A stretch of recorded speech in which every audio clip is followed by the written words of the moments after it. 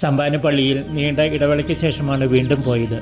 ഞങ്ങൾ 22 പേരുടെ ഒരു കൂട്ടമായാണ് ഇത്തവണ 2 വഞ്ചികളിലായി യാത്ര തിരിച്ചത്. ദൂര ഗ്രാമങ്ങളിലുള്ള കൊച്ചു പള്ളികളിലേക്ക് പോകുമ്പോൾ പലരും ത്യാഗപൂർവ്വം കൂടെ വരുന്നത് വളരെ ആശ്വാസകരമാണ്. മഴക്കാലം കഴിഞ്ഞതുകൊണ്ട് ശാന്തമാണ് ചെറുബിഹി നദി.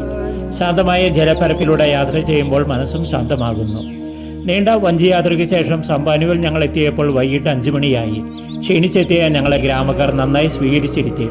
നദിക്കക്കരയ്ക്കരയുള്ള ഏതാനും ഗ്രാമങ്ങളുടെ കൂട്ടമാണ് സമ്പാന.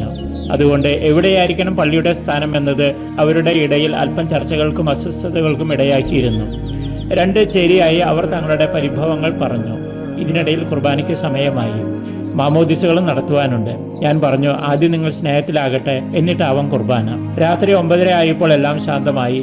അവർ പറഞ്ഞു, ഇനി അത്താഴം കഴിഞ്ഞിട്ട് കുർബാന തുടങ്ങാം. മാമോദിസയ്ക്ക് ഒരുങ്ങിയവരുടെ പേരുവിവരങ്ങൾ ശേഖരിക്കപ്പെട്ടു. രാത്രി 10:30 മണിക്ക് നദിക്കരയിലുള്ള താൽക്കാലിക കുടിലിൽ അരണ്ട വെളിച്ചത്തിൽ ഞങ്ങൾ വിശുദ്ധ കുർബാന അർപ്പിച്ചു.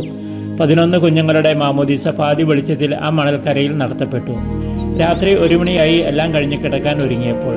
മസ്കാപ്പി ചന്തയുടെ തലേദിവസമായതുകൊണ്ട് രാത്രി ചരക്ക് കൊണ്ടുപോകുന്ന ബോട്ടുകളുടെ എഞ്ചിൻ ശബ്ദവും രാത്രി ഭക്ഷണത്തിനായി നദിക്കരയിലെ കടകളിലേക്ക് വരുന്ന യാത്രക്കാരുടെ ബഹളങ്ങളും നിമിത്തം ഞങ്ങളുടെ ഉറക്കം നഷ്ടപ്പെട്ടുകൊണ്ടിരുന്നു. രാത്രി കുർബാനയ്ക്കായി എത്തിയ പല മാതാപിതാക്കളും രാത്രി ഉറക്കമൊഴിഞ്ഞ് ഭക്ഷണസാധനങ്ങൾ വിൽക്കാനിരിക്കുന്നുണ്ട്. കഴിഞ്ഞ വർഷം മുതലയുടെ ആക്രമണത്തിൽ നിന്ന് രക്ഷപ്പെട്ട സുവൻഡ്രീന തന്റെ അനുഭവങ്ങൾ വിവരിച്ചു. അവളുടെ മുറിവുകൾ സുഖപ്പെട്ടിരിക്കുന്നു. അവളും നദിക്കരയിൽ ഹോട്ടൽ നടത്തുന്നുണ്ട്.